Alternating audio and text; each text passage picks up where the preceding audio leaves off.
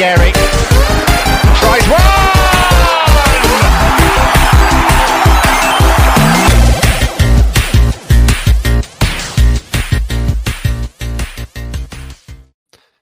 It's official. Arsenal are the XG champions of Europe. This is not that kind of gooner, an Arsenal podcast, and we're coming to you the day after the Champions League final, in which PSG, who we beat on XG multiple times, not that means anything, but we did that, they went on to absolutely trounce Inter Milan in the Champions League final 5-0, and they have earned their first ever Champions League title. So congrats to them. Although I'm having trouble really treating this as like the underdog story that a lot of people are trying to sell it as. But yeah, that's a thing that happened. But we're going to talk about Arsenal. We are going to kind of chat, Thierry Henry's comments on the overlap or whatever they call that podcast that they do over at Sky Sports. There's a debate that we've been having that we'll touch on in a second that we'll kind of get into, and we might do a little bit of transfer news. And then we're going to jump into the season superlatives, which I've decided to start calling the Goonie Awards. I don't know how other people feel about that. So we'll see if that catches on. If it doesn't, we'll just stick with season superlatives.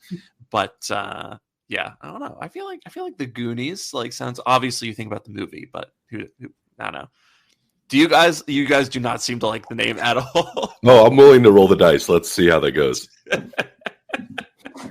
I'm not prepared to comment, so we'll just go with it. Well, we'll see how that works out with the viewers and the listeners. But before we get into that, we're going to we've been having a bit of a chat behind the scenes about a particular aspect of the season that we've witnessed, and basically the debate that myself, John, and Drew have been having is kind of down to the importance not of trophies generally, but I think of every trophy, if that makes sense, right? And this debate's kind of spawned from Spurs winning the Europa League and Chelsea winning the Conference League, and us just kind of talking about this idea about whether or not they've had better seasons than we have, as well as, how much does it really mean to win those trophies? I think we're all in agreement that the Premier League and the Champions League, that's the creme de la creme. That's legit. And, FA Cup and the EFL Cup, those are obviously, things that you're happy winning as well. But where I tend to come down on this is, with the Europa League and the Conference League, I don't want to say that they don't count in all instances. I just think that for Arsenal and for teams kind of in that same bracket and above that are really trying to win the league and win the Champions League as often as they can, the Europa League and the Conference League aren't really things to celebrate. You know what I mean? If you're in those competitions, that means you failed at some point to be there. So I'm not really moved by, kind of Spurs and Chelsea fans doing this whole thing where they're rubbing it in our faces about winning more European trophies than we have and talk about having had better seasons. I just don't buy that. But, I'll kind of turn this over to you guys, whichever you want to jump in here first. How, where are you at in this conversation? I mean, John, I think you're probably the one who is kind of the outlier here in terms of how you feel about it.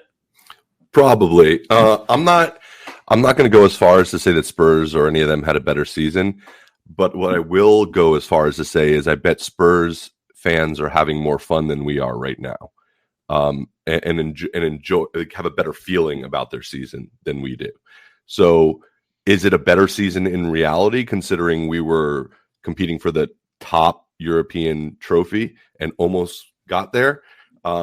Clearly, if you want to just to prove that point, I mean, you look at who's having more fun, Spurs fans or PSG fans, for many reasons. So there is a qualitative difference in the kind of trophies that you can win. That's definitely not a debate. What kind of the debate that we were having behind the scenes in my position was, if you're in the competition, you want to win the trophy. And you really have to put yourself in the mindset of the players and how they kind of developed and grew.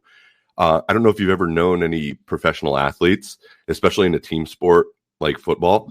But from the earliest time they were kicking balls, they dreamed of winning trophies. And the mindset they had was showing tangible results over the course of a season, especially early on in their careers, where they would win trophies. And that was a tangible mark of their success as a team. All right.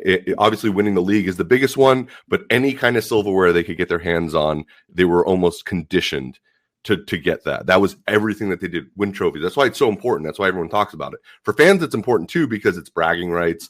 And we understand that the purpose of the game, there's a lot of them, but a big one, I would say probably the main one, is to be the best, either in the competition you're in the season you're in, whatever. That's the mark of success.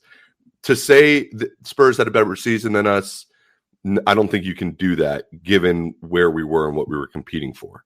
But this notion that the Europa League or the League Cup or anything like that is somehow not something that we should want to win because, we should have our sights on something greater, or, that's kind of where I have a bit of a debate, because you can only really compete in the competitions that you're in, right? When we were in the Europa League and we were fighting for the Europa League, I wanted to win that trophy. I didn't care if most fans thought it was beneath us or whatever.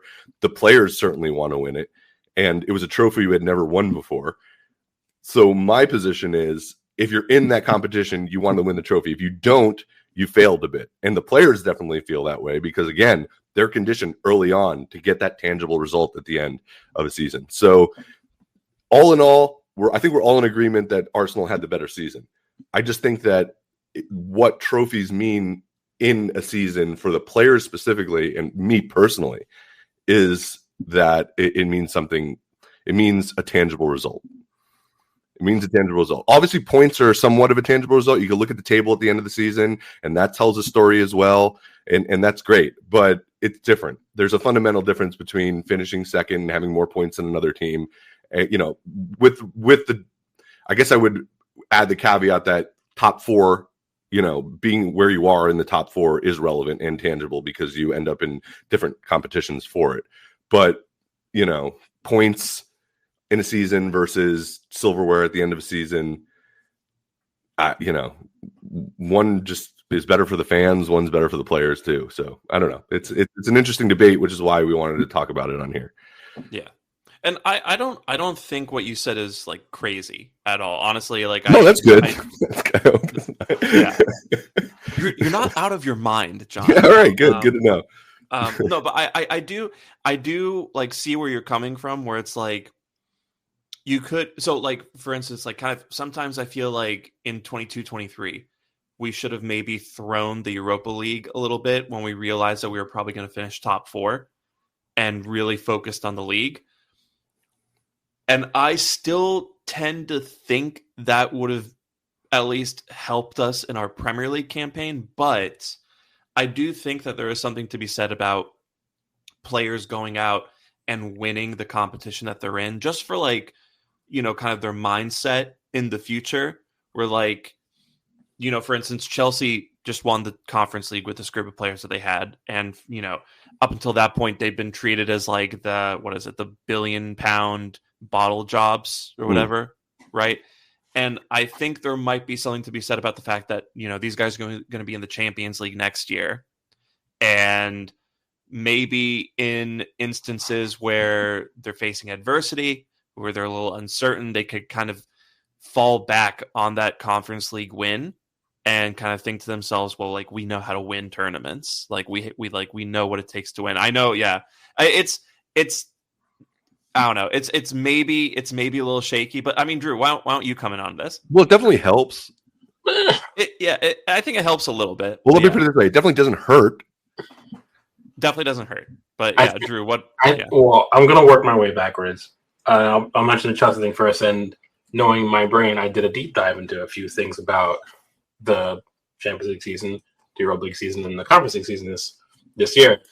So in the UEFA points rankings for this year, for points accrued this season of European clubs, Arsenal are third, United are fourth, Spurs are fifth, Chelsea are sixth. Oh, ninth. So that's got to do with like league placement, also how they performed in Europe, that kind of thing. The average coefficient ranking of opponents faced in those competitions are pretty interesting. Our average coefficient ranking opponent was like 31.2. So if you're breaking down Europe into some sort of tiered system, similar to like the English football ladder, that's roughly if you're playing a team in like the top 2 leagues, give or take. And Drew, just if anyone's listening and doesn't understand like the coefficient, can you explain that a little bit? Oh yeah, so coefficient ranking is just like clubs gain points every year, and it's accrued over time based on the strength of the league they're in, the competitions they're playing in, the strength of the opponents they beat, draw or lose against, and that's like accrued over time, right? So every like for example, I forget what our coefficient ranking. I think our coefficient ranking is like 10th or it's top 20. I can't remember what it is, honestly.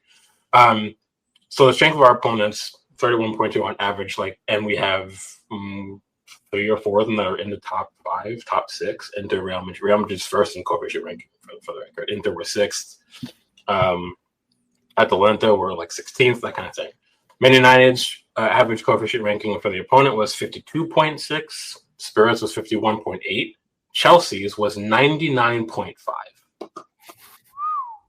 So here's some highlights for that.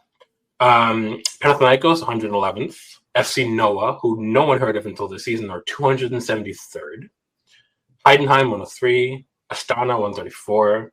Shamrock Rovers, 99. Legia Warsaw, 70. The best team they played all season was Betis in the final, and they're 40th, which is not bad. So they had to beat a legitimate contender in the final. But this is a competition where they didn't register Cole Palmer in the group stage, their best player. Routinely, they fielded 4, 5, 6 academy players in the group stage, won comfortably. I don't think you can look at that continental campaign and lean back and say, well, we did this in in Conference League, we'll be fine in Champions League. We can lean back on that mentality. I don't think you can. Knowing you can basically play your kids in a competition and comfortably win it doesn't really do much in terms of, for me anyway, to know where you stand when your back's against the wall when you're playing Real Madrid over 2 legs, at the Bernabeu, for example. It's a totally different thing for me. I do agree with John that when you win trophies, not only does it make you feel good, but also you want that tangible success at a certain point. However, I would say that for the amount of money Chelsea has spent, looking at the Conference League as a key to success, it's not one of them. Like, they're a club that should be doing what PSG just did over time, right? And most people would look at PSG's trajectory under their ownership and say it's more or less an abject failure until this Champions League win. Because when you spend that much money, when you have the highest wage bill in Europe, yes, they've been better lately when it comes to transfers, going away from big star names. They gambled on Ousmane Dembele. They gambled on Vitinha, who fought in the Premier League. They focus on more youth development. Desiree Doué looks like to be one of the best young players on the planet at the moment. They had to switch gears quickly, but to get there, they still had to spend an absolute amount of money to do it. And had they have not won Champions League this year, you would say that you'd have to keep asking questions, right? So that's kind of where they're at. And if you look at Chelsea, if you swap positions and PSG just walked the Conference League, there isn't a single fan or part of the ownership that would say this is a successful season because they won the Conference League. But I do think you do want to have that like cemented mentality of when we go into a competition or in the league, you have to win things. I agree with that aspect of it, but I think there's too much context surrounding individual seasons, competitions that you're in, to kind of like a blanket statement over it. I think there's too many things you could focus on about that, and I still maintain that if give me our season over Spurs' season any day of the week, because most Spurs fans still want Postecoglou to go, despite winning the Europa League. Well, it looks like Spurs are about to fire him. Yeah, and I think that's telling. But he won them a European trophy, and they're still sacking him potentially. Yeah, I don't.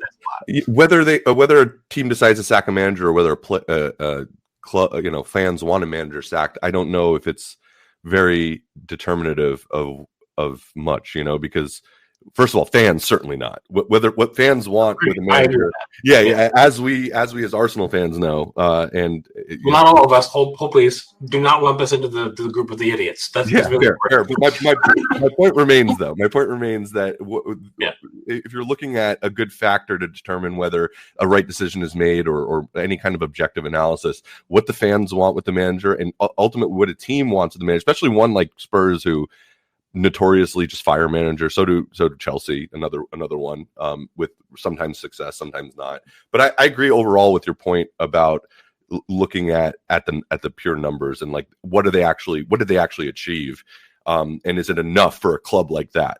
And that goes back, Sham, to our conversation about what is it that, would that be enough for Arsenal?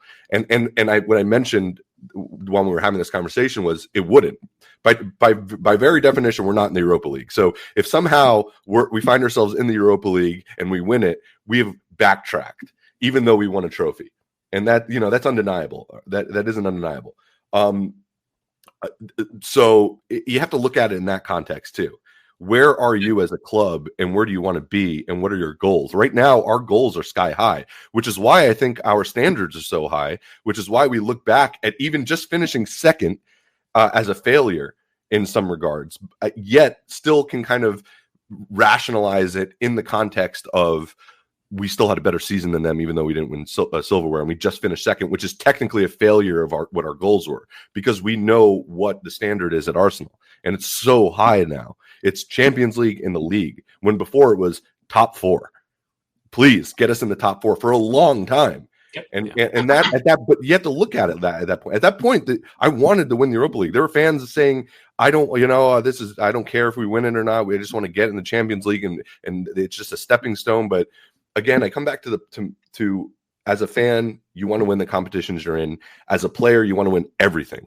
You want to win every game. You want to win every competition. That's the mentality that you need to have. And I think that we didn't really have that for a long time. I think even with Arsene Wenger for a while there, it was the FA Cup. Like that was the standard, right? Top 4 in the FA Cup. We wanted, that was it. Maybe there was this rebuilding. We had all this money from the stadium and all that. And we were still, whatever it was, but that was kind of the standard. And the players knew that, and they were really good at executing upon that until they weren't. And then once that standard fell, then it was okay.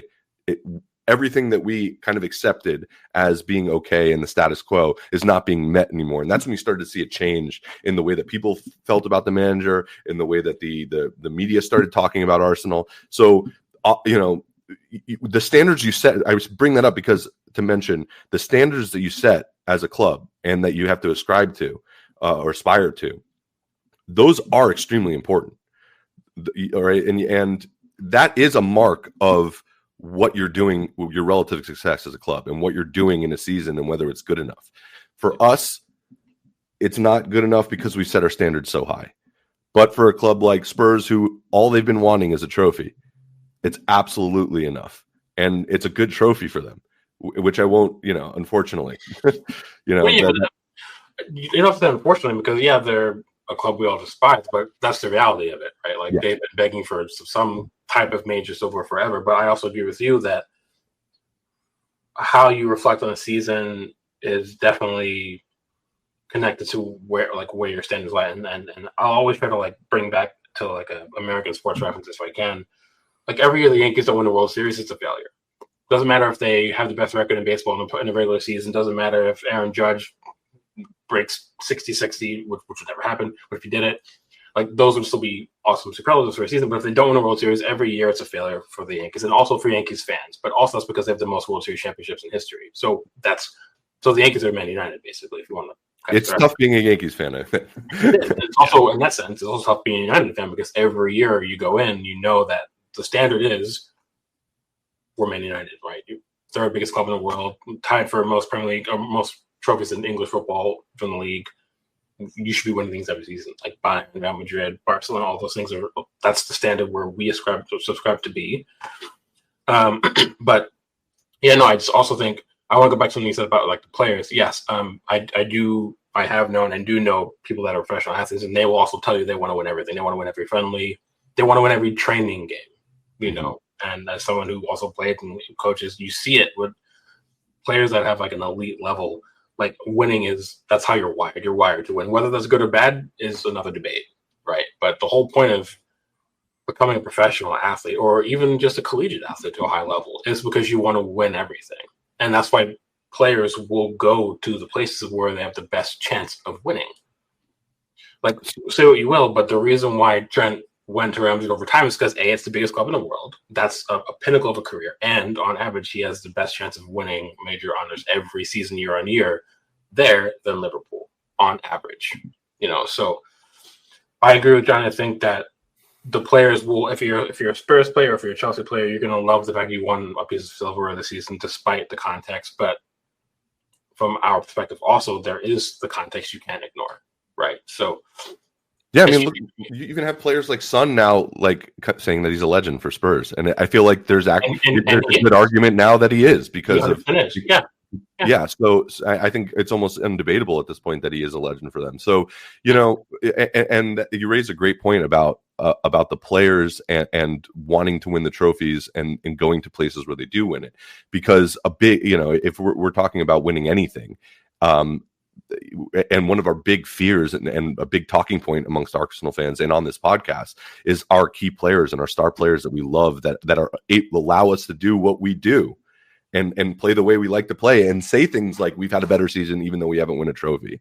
Players like Saliba, players like Saka, maybe less so Saka than Saliba, but certainly there needs to come a point in time where those silverware needs to come in, even if it's not the league or the Champions League. There needs to be something, and it's because of the way that they are, their mentality, and it's something that's been instilled in them since they started kicking a ball, about winning and trophies. It's important for us as fans. We can compartmentalize trophies and we can rank them, and we could say to them. I don't think that they rank them the way that we do. They want that silverware. They want to raise it. They don't care. And if you're as a team not delivering any of those, you run the risk of having players leave. And look at Trent. I mean, this guy's won 2 leagues in a Champions League, and yet he still wants to go.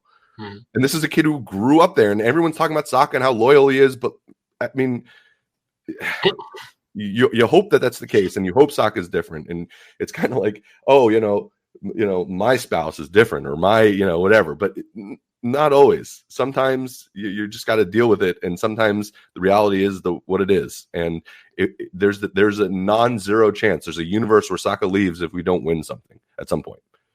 And that's, I think every player who's staying this summer, which is probably going to be all our best players, right?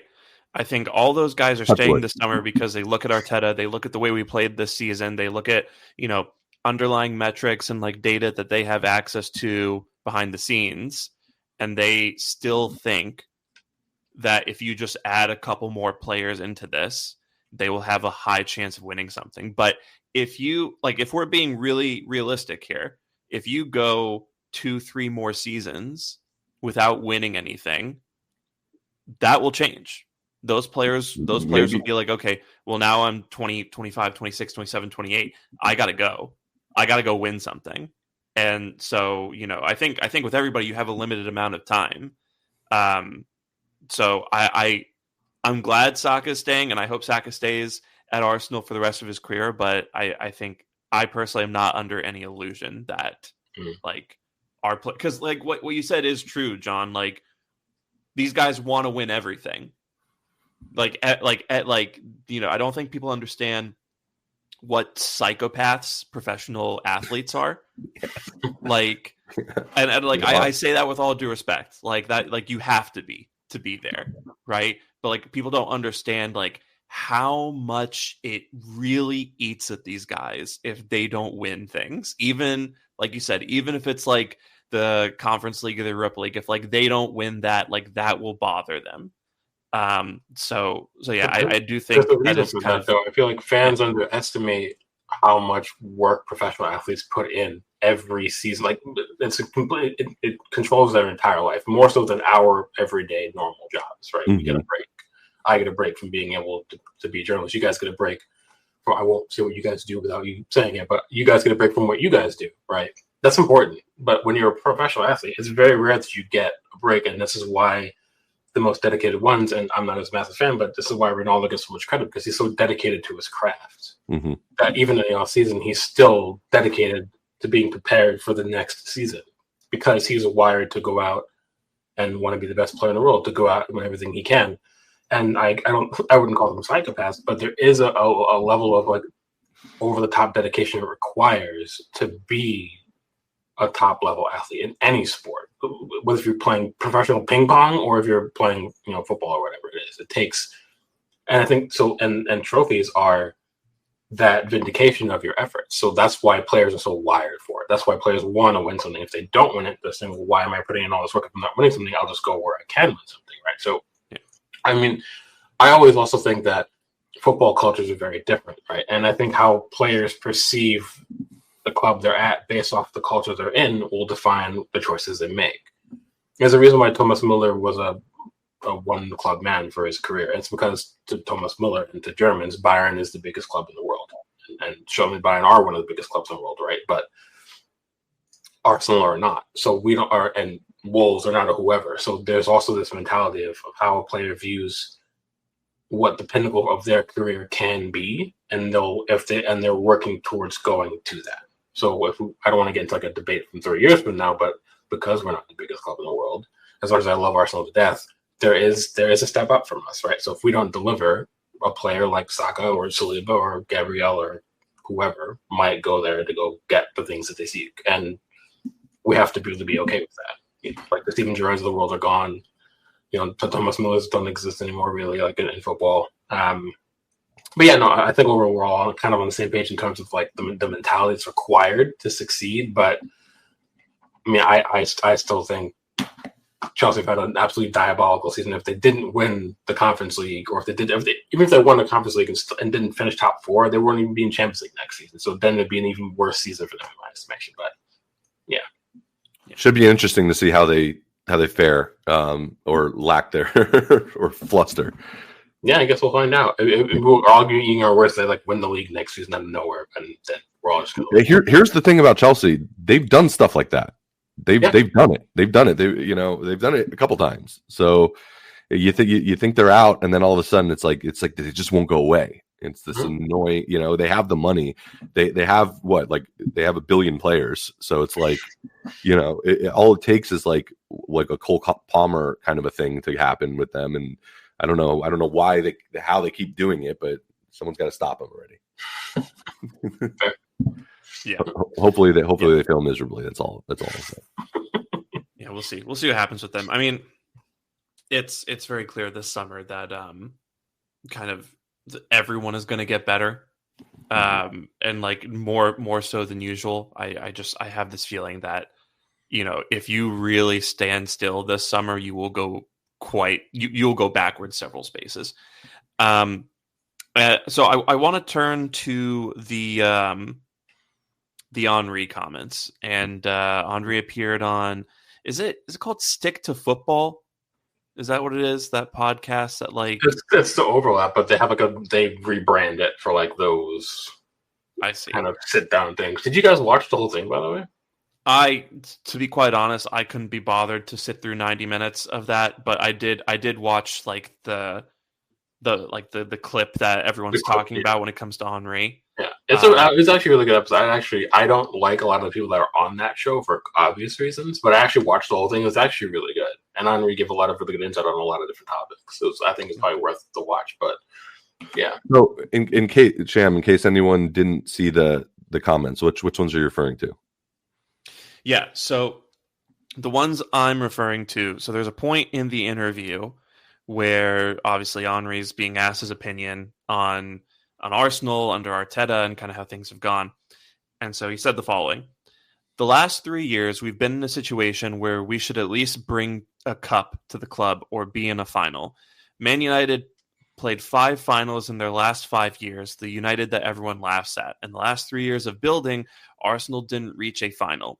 This year, we didn't compete with Liverpool. I don't know what people think, but we didn't compete, not once. I'm not saying this season was a disappointment, but it's normal that people are raising questions now about what the team is doing. So those comments have caused quite a bit of a stir. And, you know, I think I feel like a lot of the time people are under this impression that they need to pick sides, and you're either Team Arteta or Team Henry, or, you know, whatever the two extremes of the situation are. And it's kind of panned out this way as well, where you have people just being like, yep, Henry's right, Arteta out. And then there's other people being like, you know, this Henry guy, like, we got to move past him already.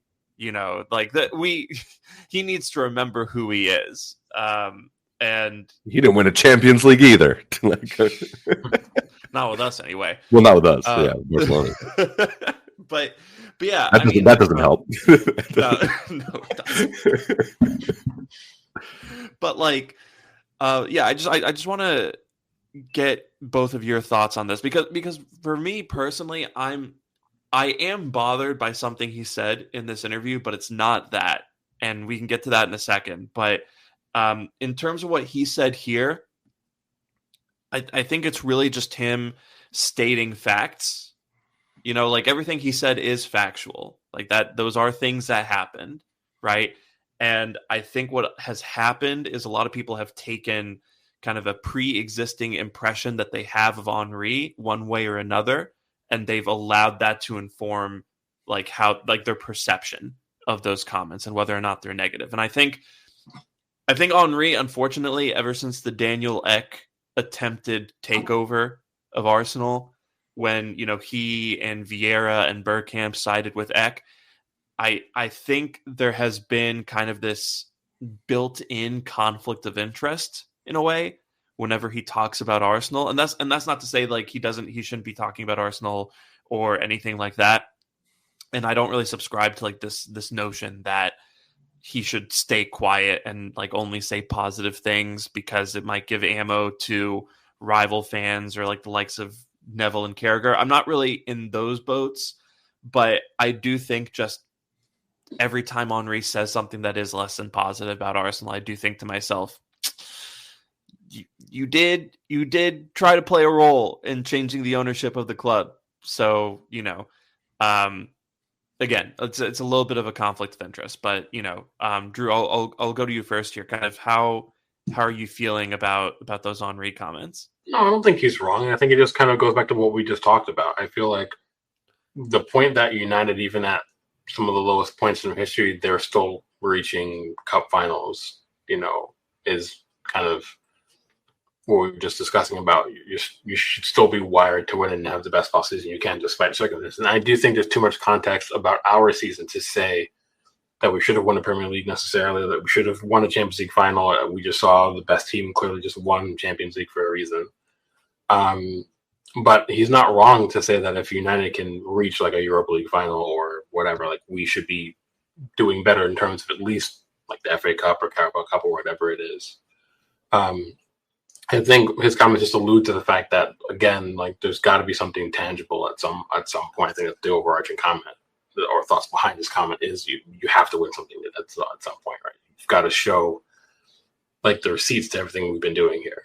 Basically, that's my takeaway from it, and getting to watch and getting to kind of see the way he responded to it. That's kind of how I think, because, you know, people forget that he won things for us, and he's coming from that, again, that player's mentality, right, of an elite level player who wants to go out and win things, especially for a club that he loves and reports and respects. I mean, I don't necessarily think that he was wrong for being critical of us. I understand your point of, you know, his take when with the X stuff came out, but I also think that was also influenced by the fact that he felt maybe the ownership at the time wasn't the right ownership to take us to be able to compete with bigger clubs who are freely spending to get us to the top, right? And like we said about PSG, like, you know, they're not some underdogs, or they spent an absolute mountain of money to get to where they are. But unfortunately, the modern game, as I said, where you have to spend to win. Like, the days are gone when you can rely on academy players to win you a league title or a Champions League title. Like, you need to spend a lot of money if you can do it. So I think that's kind of where I'm coming from, where that what's the fastest route to get Arsenal to winning things? Is it Eck or is it KSE or whoever it is? that's kind of where I put my vote out too. I think that's what was his mentality was, and maybe still is. But I think his mind has changed as he's seen the progress. But now he's saying, I'm seeing the progress, but now I want the results now. I think that's kind of it. So I don't disagree with him at all. I think it's pretty spot on, actually. Yeah. John, how about you? I always feel a little awkward when Henry says anything kind of negative about Arsenal. Just because of what you kind of mentioned, that I know that I'm going to get a message, which I did, from my United friends that are like, ha, ha, ha, like, because he is the guy, right? He's our best ever player. I think that's, well, I mean, I guess you could maybe have that debate with Bergkamp and things like that, but I think it's kind of hard to make the argument, or let me just put it this way. It's easy to make an argument that Henry is the best Arsenal player. He's certainly one of the most iconic Arsenal players. So when he says something, there's a lot of weight to it. There's a lot of weight in everything that he says, especially Arsenal related. So I think necessarily you're going to get situations whenever he comments on Arsenal where it gets scrutinized, and any perceived negativity or direct negativity is going to be amplified based off of who he is and his relation to the club. That being said, I have no doubts that he is Arsenal through and through. He loves his club to his core. It's part of his identity as a person, which we know is he loves very much is himself, which is fine. And with that, Arsenal is one of the biggest parts of that, more so than anything else, I think, in his sporting career. Even though he won the Champions League with Barcelona, I mean, that it doesn't matter to him. It's Arsenal through and through. So knowing that, I truly believe he just wants what's best for this club. And whatever he does or says, I don't necessarily think it's coming from his perspective of any ulterior motive. Even with like a conflict of interest, again, I kind of agree with Drew that was more so a case of him doing what he thought or saying what he thought was best for the club. It might not always turn out that way. What he can say could actually be damaging sometimes, and sometimes it is, given, with great power comes great responsibility kind of a thing. And sometimes he has not been as responsible with the things that he says about Arsenal. But with this particular instance, it's kind of hard to disagree with a lot of what he was saying. And we've mentioned trophies, but finals as well. So a player knows that they can get to a final and lose. Getting to finals is just as important, I think, because they know that that's it. They had that last chance. It hurts a lot to lose one, but just getting to the final is something that we didn't talk about. And that's as important as a tangible success, like getting to that top point and fighting for that top point. I feel like if we had gotten to the Champions League final and lost, it would have hurt immensely. But I feel like we would be having a different feeling about it, I think. But either way, you have to look at getting to that point, which is getting to that final. Getting to that point recently, and final isn't just final of a competition. It's getting down to the wire in a season where it's a title race. A title race is kind of like a final in a way. It's a drawn out, prolonged final, but you're getting there until the very end. This season we didn't do it, but previously we had. Actually, can I just add something on that? I think last season, 23-24, when we made it to the final day of the season in contention for the title, I think that should count as a final. I tend to agree, and that's kind of what I'm getting at here, is that if you're in a title race until the last day of the season, that's a final. That's a final for the Premier League trophy. In a way. Yeah, because you're in a we have to win this game scenario. And yeah. Ideally, you're not in that scenario, and you're in like the way Liverpool were this season, and you win it early on, and then you have your last game, whatever game you need to win with time to spare is your final. But when it comes down to the last game of a season, you're kind of in a final in a way. It's a do or die moment where if you lose, you are done, and if you win, you get a trophy. And if you win, you could get a trophy, and like you like a final to me. It is a day that decides whether or not you win something, and I I think like that might be a technicality for some people, but like, well, we did the work of being there on the last day. So I yeah. think it's only fair that they get the credit for it. Right, and so I think that what Henry when Henry discounts in that Be careful, Walcott will come after you. I know exactly. What I think he discounts in his analysis is title races and the importance of those and what that actually means. And obviously, Henry knows more about title races than I ever will in my entire life. But I've been watching the sport long enough that I can kind of get a sense of what's important and what's not as well. And I think title races is something that's one of the most exciting things in sport, just as exciting as final sometimes. Nerve-wracking. Every single game is relevant. Every single kick is relevant. Every single second on the clock is relevant in a title race.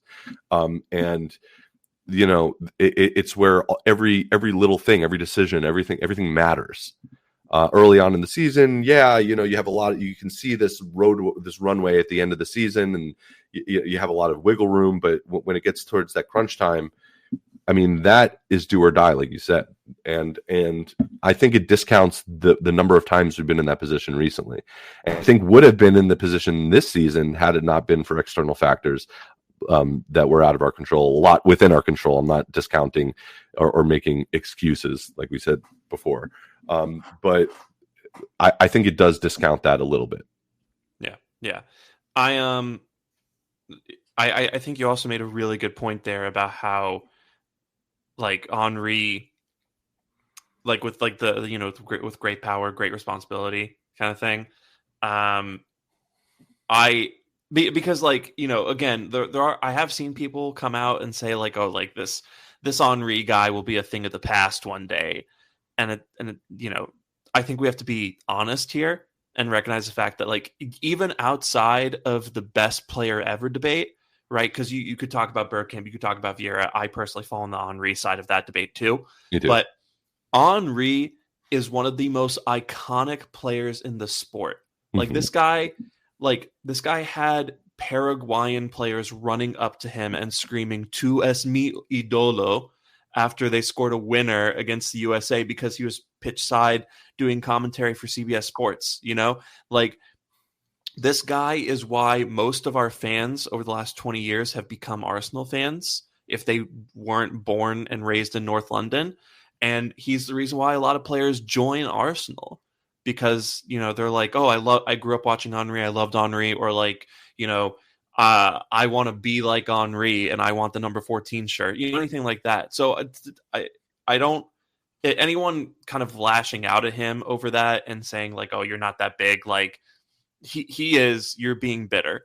But I do agree where like, I feel like every once in a while he just says something where he hasn't really thought it through.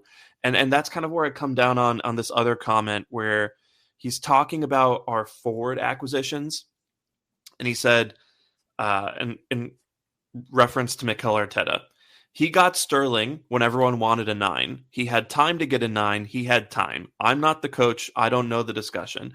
Everyone has been screaming for a 9, apart from when we win, by the way, because when we beat Real Madrid, we don't need a 9. You do need a 9. I don't understand the change. People change the way they talk. What we need a 9 when we're not scoring, and then suddenly we go on a run and nobody mentions that we need a 9. But you need a 9 for me, and a 9. We're talking about a 9. Does he need a 9? I wonder if he thinks we need a 9. I read the word 9 so many times that it felt weird to me by the end. But it's called semantic satiation. Yeah. Is that what that's called? That's what that's called. Okay. Well, I'm very semantically satiated right now. Me too.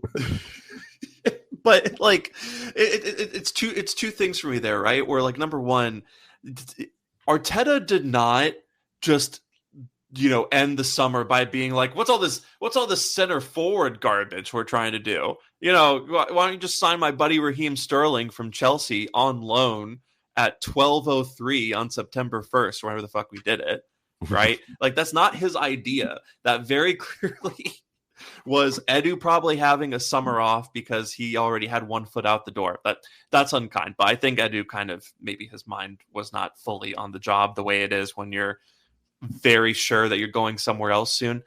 we didn't have the optimal summer, and we scrambled for an option because we knew that Reese Nelson was leaving, and we needed someone there, right? So I really resent this characterization that Arteta's just like, yeah, let's just do Sterling and call it a day. That wasn't his idea. We're talking about a guy who has been kind of like the guy reported as being interested in, Vlahovic and Isak and Sesko, and all these other strikers, and like what's the name of the Everton striker with like 3 different names? Calvert-Lewin. Yeah, Dominic Calvert-Lewin, right? Like these are all guys who Arteta wanted reportedly. So I just think that is something that just really ignores a lot of context. And then on top of that, no, I don't know anyone who is saying that Arsenal don't need a center forward this summer, right? Like I've brought this up on a couple pods recently. Like maybe there's an option where we bring in 2 wide players and one of them is able to kind of drift into the middle and play as a false 9, right? Guys like maybe Antoine Semenyo or Brian Mbumu. But like no one is sitting here saying, oh yeah, like we're set. We're set at center forward. Like we don't need to do anything there. So those are just kind of like 2 things with that comment where it really just makes me sit back and think. I feel like sometimes Henry just says things because he's like on a roll in an interview, and he doesn't really. He's not as analytical as I would like him to be in those moments, and really capable of saying something that might be harsh but fair. But yeah. I don't know. I kind of feel like, I don't know how many French or Parisians but they're very blunt. And oftentimes, I'm going to Paris at the end of the week, so I'll find out. Well, I'm not gonna. I don't like Paris personally. But let me know what you think about it when you go. For me, though, I feel like sometimes I think Henry can get caught up in some of the nonsense discourse on socials, maybe, and that's probably what he's referencing. I don't think he truly believes that rational Arsenal fans still don't think we need a center forward, right? I think he's referencing like the topsy-turvy people who bounce around opinions based off of what they see, whether we win or we lose. I think the overarching point is a lot of fans just aren't consistent in their own analysis of the club, right? Where it'll just be 1 minute it's one thing, the next it's the next, and it's all about hot takes rather than actual cemented opinions based on fact. I think that's maybe what he's driving at. That's a guess on my part, but I think that would make sense. The Arteta stuff I think was probably a little bit weird, but I also feel like unfortunately the reality is the manager is the face of the club, and we remember how much flack Arsene Wenger used to take for decisions that weren't his, and yet still he was the one facing the music. And I kind of feel like that's probably why Henry referenced Arteta, not to blame Arteta per se, but unfortunately the manager is the standard bearer for the club. He's the one that's facing the media multiple times a day. He's the one that's guiding us on the pitch. So that's probably why he said Arteta. I don't know if he truly believes Arteta made or didn't make the decision. I don't know. We'd have to ask him, which we'll never be able to do. But I just kind of feel like he's using Arteta as that kind of focal point. If he truly believes that Arteta is the one that kind of lollygagged in the market and kind of just and didn't make decisions until the final day, and it was Sterling. If he actually believes that, then I'd have some questions as well, because that wouldn't make sense to me logically at all. But I think maybe he's kind of one of those like passionate, caught up in the moments. Clearly, he's frustrated in terms of like Arsenal missing the boat, the last summer or two probably, and he expects the club to not do that this summer as well. So I think it's kind of a mixed bag of emotions, if you will, so to speak. But overall, I don't have much issue with the comments he made about the nine debate. I'm fine with how he felt about that, but I think overall, yeah, I think I think he wants the same thing all the fans want, and like John said, he's massively rooted in this club, in the fabric of Arsenal. And you saw it in that Paramount Plus interview where he took his kids back to Highbury, and you could see the emotions that he was holding back just being there. Yeah. That's how you know someone's like viscerally connected to the club, and he's a fan despite being an ex-player. So I think that's probably comes from a lot of that. But, yeah. I mean, I might be being a little nitpicky at the end. You nitpicky? That's never happened ever. Me? I'm Not being me, very sarcastic. Yeah, but we'll move on from that. But we are hitting the 50-minute mark, so I'm increasingly convinced we should just leave the superlatives for another day. Otherwise, this is going to be a 2-hour podcast. So we'll wrap up with a chat about one Benjamin Sesko. And kind of the main transfer news of the week has been, in addition to Zubamendi, well, I mean, there's some shenanigans with Sociedad by not concerned about that at the moment. The main transfer news has been we have reportedly, according to a lot of people, started entering negotiations for Sesko. And it sounds more and more, if like the smoke is to be an indicator of fire in any way, it sounds more and more like we are going to make a move for Sesko, and Gyökeres is kind of off the table for us at this point. Actually, while we were potting, a report came out from Bild, and that's pronounced Bild, that says, let me translate this because I always get the ones in Arabic. After Slovenia's matches this week, Benjamin Sesko's transfer may be finalized. Arsenal is the most serious, and the player is said to be leaning towards Arsenal.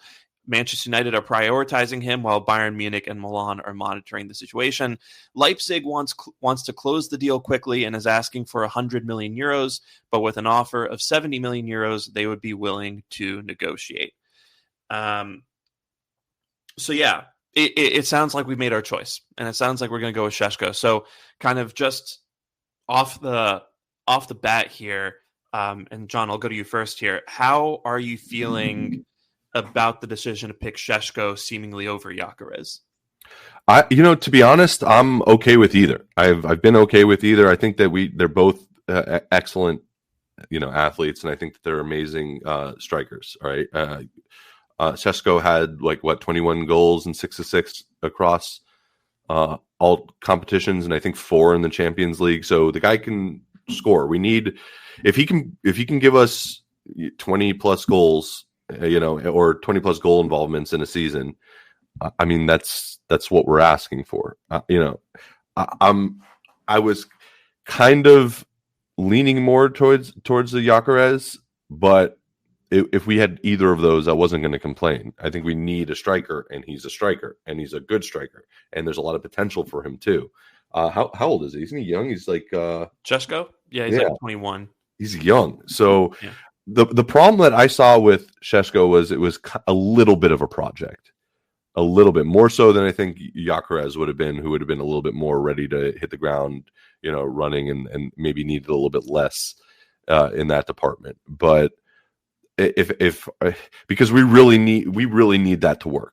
All right, whatever striker we end up picking, we need it to work, and we need it to work immediately. He's an amazing talent. I have no doubt that Arteta can make it happen. You just got to hope that all of those growing pains that you get from a player coming into a new league are minimized or mitigated in a way, and that he can do what he can do or better. Because this is a step up for him. So you always worry about a player making a step up, and that would have been for Gyökeres as well, not even more so than Sesko. So I like it. I like the profile of the player. I like the age profile. I like that he's going to be hungry. I like that he's obviously an immensely talented striker, and that there's even more potential. He hasn't actualized, I think, what he's fully capable of. So if we're building something, I think that in a way that I didn't see Havertz being, I think Sesko could absolutely fill that role. So I'm not upset about it. And if that's who if they're set on it, I just hope it's because they realized they could get him, and that's who they wanted, and not because of it being a plan B. Although sometimes plan Bs work, I want us to get our first choice. If he's our first choice, that's what I want. That's kind of where I'm at. I want us to get whatever first choice we had that they said this is who we want and this is who we identified. That's what I want to get. If it's Sesko, go for it. I'm a little less enthused if it isn't. Yeah, I think anyone we signed this summer, to be honest, is a plan B to Isak. Just because it looks like that one's not going to happen. But yeah, I guess as far as Plan Bs go, then you could do a lot worse than Sesko. Yeah. No, I like it a lot personally because I'm not saying Gyökeres is a bad player or anything. I think he's a really good striker. I think the main problem I always had with Gyökeres is he wasn't the best fit for how we play. And I think Sesko fits in pretty nicely. In what sense? I think Sesko is able to. The hold-up play is a little lacking, and I was talking with Kern about this a couple episodes ago. Sometimes he just doesn't realize that like he's a big guy, right? And so that doesn't show in his hold-up play. But I think link-up wise, he's really good. He's good at dropping deep, which is why Leipzig made him do that a lot this season, which is why kind of if you look at the heat maps, he's out of the box more often than guys like Gyökeres and Ekitike. But he's able to do that stuff, but also he's fast.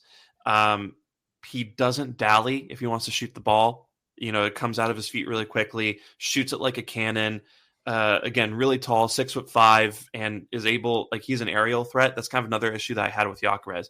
Gyökeres, I think, it's like 4 of his last, 80 or so goals. I know I got the number wrong, but it's a lot of goals. 4 of his last, 80, 90 goals were headers, right? And he's just not a guy who's known as being, proficient in the air. Sesko doesn't really have that problem.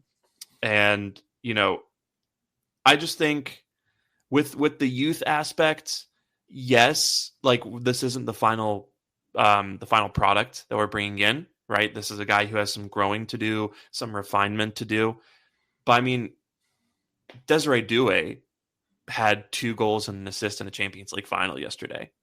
And that guy's 18, 19, So I think it's one of those things where even if the talent is there, even not being at your peak or polished, so to say, I think there's still a lot that players like that can add. And I think sometimes players are just more ready to make the step up than a lot of us expect them to be.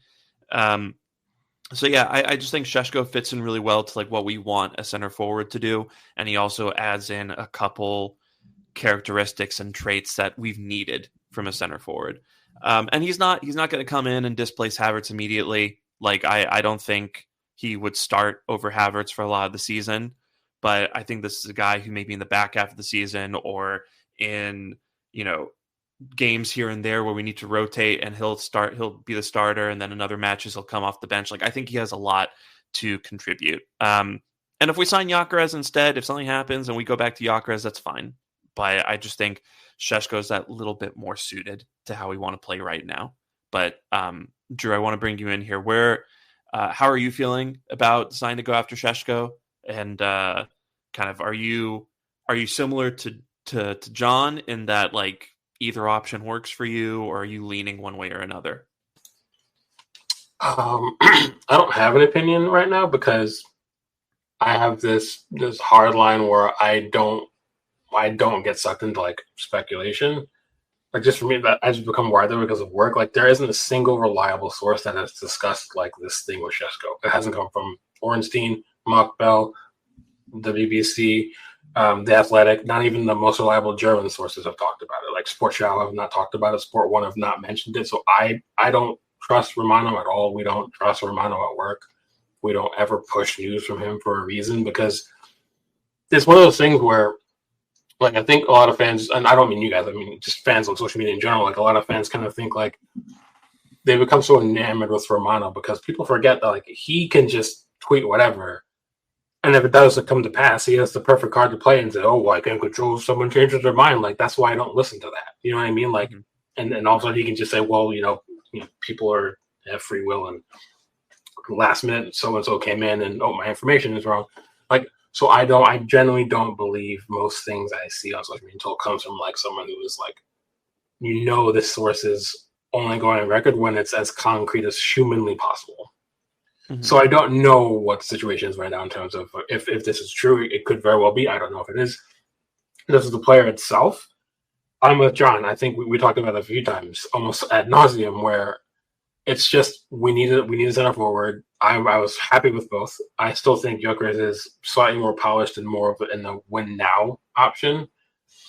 But Sesko, and I said before, has a higher ceiling than Gyökeres does for sure. And I think that's kind of why Arteta wants him as bad as he do, because if you know for a fact, or if you're at the point where you know as close as you can be to where this player is going to be one of the top center forwards in the game within the next 3 years, get him now. And that's kind of the mistake they made with Isak. They didn't get Isak when he was at Real Sociedad, right? So I think if anything, they're trying to make sure they don't repeat that same mistake. And yeah, I think he's a brilliant player, but I think there's a lot of context in terms of what he offers now, because a lot of fans don't watch Bundesliga, and John probably watches a fair amount. I don't know if he still does, but Bundesliga forwards get a lot of space and time. A lot of space and time. He's not getting that in the Premier League. Yeah, he's quite quick for a guy that's slightly taller than John and I. He knows that his ball striking is very good when he consistently can do it. His ball striking can still be inconsistent, but that just comes with time. And I think my issue with him is that when you're 21 and you still don't know you're 6'5" and can use your frame, that to me is an issue from that athletic standpoint. That's something I talk with my brother about, who works in the basketball space. My brother he's quite a big dude. He's 6'8", 6'9", whatever. And one of the things he's saying is when you work with younger players, when they're like 14, 15, and they're like 6'6", they don't know that they're 6'6" when they're 14 or 15. That's valid. When you're 21, you should know by then that you're 6'5". You should know how to use that frame by the time you're 20. You should know how to use that before you're 21. So it's either two things. Either he's not capable of being that kind of physical presence, or that's never been highlighted when he's been coached and managed. And I struggle to think that that's been the case, because 6'5" in football for a center forward that's that agile and mobile, you would highlight that as part of their game. So will he be able to translate that size and frame to the Premier League to use it to his advantage? I hope so. And that's kind of I think with Sesko, it's so much like we know how good he can become. Will he become that good? Because, like we've all said before, this is such a critical decision for the club, where I don't believe that like the fee involved is why. I don't think all of a sudden Leipzig are going to want €100 million out of nowhere, which is like 85 million pounds, which would be 20 million above for his previous like the previous coach or whatever. I just want the club to get it right. You know, there's a gamble with each player. It's not Isak, so obviously because it's not Isak, we have to go with the next best option that we think is going to get us as close as possible. But yeah, I'm not sad about it, because I think he's going to become an elite level player. It's just a matter of, can we coach that in him if we get him, and is it the right decision? But I'm not sad about it if we get him. Like I said, either player I'd be totally fine with, because in the interim and also in the long term, it's going to be a better center forward than Havertz. And I love Kai Havertz, but he's not a center forward. And I do think if we go and spend that money on Sesko, I think he'll be starting more than people realize, and that'll open up some tactical equations where you might actually start seeing Havertz in another role, because people forget Havertz's best work at Leverkusen when he was playing more of a support role to a center forward, being kind of almost like a second striker, more like another 10 behind behind the center forward, that brought out how good he was making those late runs into the box. The fact that he is a technical player, even though people don't realize it, the fact that he does press quite well. When you get that in another midfielder, it opens up a few things as well. So, yeah, I mean, again, I'm not sad about this. I'm not getting tied to it until we hear it from someone who, you know, doesn't get things wrong with it. Yeah, so. Really quick. Sorry, I just wanted to, because you mentioned something, and it was something that I had said, and I was just thinking about it. I think managers do like the project aspect of a player. I feel like there's less joy of having a player that's already coached, you know, from someone who likes to build players like Arteta does. I feel like there's some kind of like personal thing that if you would ask him, if you had a choice in a perfect world of getting a player that's an absolute top prospect or someone who's already ready-made, I bet you 9 times out of 10 he chooses the former. Because I think he likes a project. And I think that a lot of managers are like that. You know, there's certain cases, but I think we need to abandon that sometimes. And hopefully this is a case where the project aspect of it isn't outweighed by the talent that's already there. Because obviously Sesko is very talented for all the reasons we said. But it's just something interesting I was thinking about. Yeah. Drew, do Do you have any idea as to why none of the reliable sources have? I mean, I feel like I'm probably asking an obvious question here, but is there something that we're missing here? I don't think it's Like, anything we're missing. I just feel like I personally, I feel like the reason why the sources that are reliable that are is because they won't go on a record until they know for sure. Ornstein never tweets anything unless, or goes on a podcast or whatever, unless the information he's bringing is as close to the truth as it possibly can be. And he'll always give a caveat, right? Like whatever he writes for the Athletic or he goes into a podcast, he'll give you the caveats, but he'll never put himself on record unless he knows that what he's delivering is as accurate as it can be. And most other media sources don't have to be that way. They can just tweet out or write about absolute nonsense because it's a lot of media, unfortunately, is clickbaity, and a lot of fans like the debate. They like reading transfer stories. Transfer stories are hugely popular in media, whether it's true or not, or how reliable it is or not. It'll get engagement, right? So, yeah, I just feel like that's just kind of my hard line, especially this summer, because we know that we're going to be one of the biggest topics of debate across the summer in terms of how we're going to spend the money, how we're going to challenge Liverpool's who are already going out in the market and spending, how we're going to make sure we fend off, City who are, going after some top players as well. So the media know that they can just kind of use Arsenal again as one of those talk points that are guaranteed to get engagement, right? So my golden rule is unless it comes from certain people or certain places, I literally just don't listen to it. So when the Sesko news broke, I checked who was tweeting it. It's largely Fabrizio Romano, right? It's largely one or two other places. I'm just like, well, I have no opinion yet. Like that's kind of where it is for me. That's just my own golden rule. Fans can operate however they want, but that's just me. Yeah, I think it's been Fabrizio Romano, Florian Plettenberg, and Philippe Hines, who are probably the main guys report. There's also a couple other people, and those are kind of names I don't necessarily put that much stock in. But yeah, I mean, you're right. No one who like is a certified, has rubber said anything about it. Yep. Yeah. Has mentioned it yet, which I do find interesting. Because Ornstein will at least tweet if like a player is, or if a team's entered negotiations, and he hasn't yet, right? Like for the Wirtz thing, like he was talking about how Liverpool are like advancing in negotiations for Wirtz. So yeah, that's interesting to kind of know, and we'll see if that means anything. It could mean something. It could mean literally. It could just mean he's just waiting. Like because sometimes, like, and Tom said it too. Tom said Ornstein will like double, triple, quadruple check before he'll say anything. And it could just be that he's heard the same things that some other places have, but he'll just want that double or triple confirmation. Which is anyone that's ever seen anything like the show The Newsroom or whatever, like long ago, or West Wing, like people in like the most reliable places in media will double and triple check it. It's no different than writing a dissertation. Like how many sources do you pull for a dissertation before you actually bring it to the committee, right? It's very, very similar, right? So yeah, I just feel like waiting for those kind of key names to pop up and give us information, I think is just the most sensible thing. And also will spare people's mental space for the rest of the summer. Just yeah, we'll see. I mean, it's gonna be a long summer because I already see people who they're either doing that thing where like another team is linked to a player and it's like, oh my god, Arsenal, like you're not doing anything, like, and then sometimes it's like someone tweets like Arsenal are currently looking into extending with this player or negotiating with this player, and they're like, oh my god, Arsenal, like what are you doing?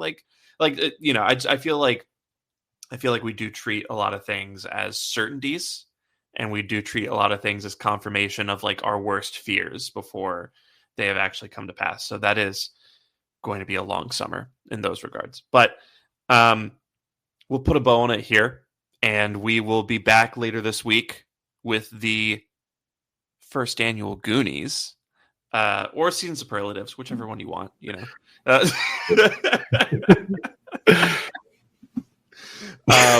we'll do that because there's several categories we just don't have time for today. But yeah, so we'll do that, and if there is other news to talk about, we'll talk about it. I feel like this is going to be kind of like a quiet moment in the summer before things really do start chugging along.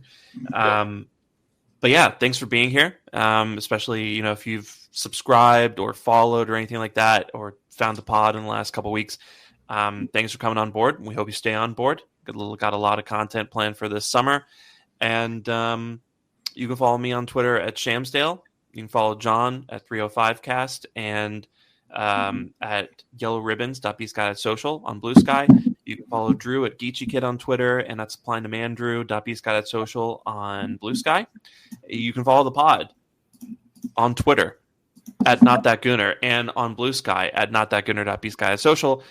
We're on Instagram at NotThatKindOfGooner. We're on TikTok at NotThatKindOfGooner. All the handles for all the social media is going to be in the show notes for this episode, so do check that out. But 1 second, I need to cough. All right, I'm back.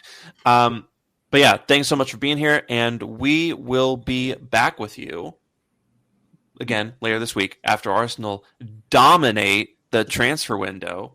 We'll see about that.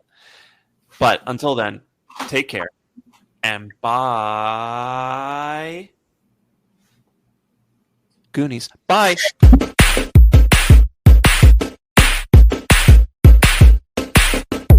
Secret Gooner. All right, I'm a Gooner. Oh, I love you.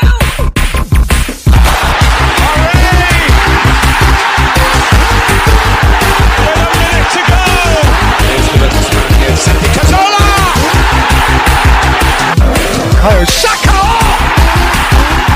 That is a goal! Guarnieri